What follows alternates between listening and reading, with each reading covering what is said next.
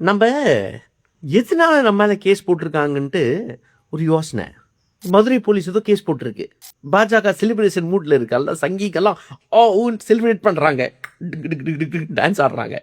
Congratulations என் மேலே case போட்டீங்க இப்போ.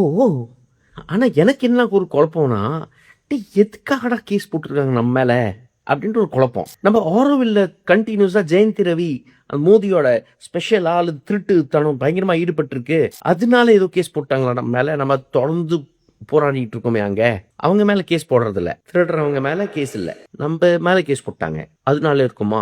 ஓகே, இருக்கலாம். அப்புறம் ஜக்கி பத்தி இப்பதான் மாஸ் ரேபிஸ்ட்ன்ட்டு வீடியோ போட்டு விட்டேன், இருக்கலாமா? ஜக்கி ஒரு அயோக்கிய முச்சம், அதுல எந்த சந்தேகமும் இல்லை.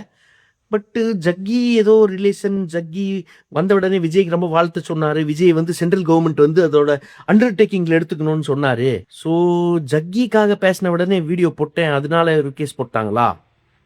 ஓகே.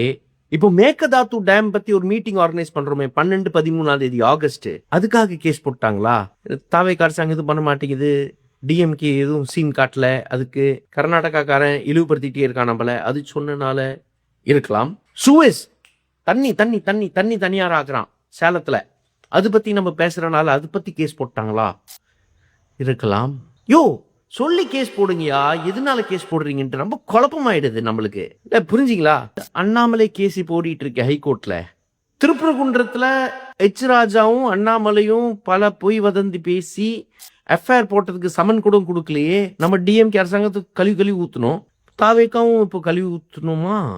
ஆமா, அது பத்தியும் பேசணுமே. யோ எது பத்தியா கேஸ் போடுறீங்க? கரெக்டா மூளை ஓட மாட்டேங்குதியா?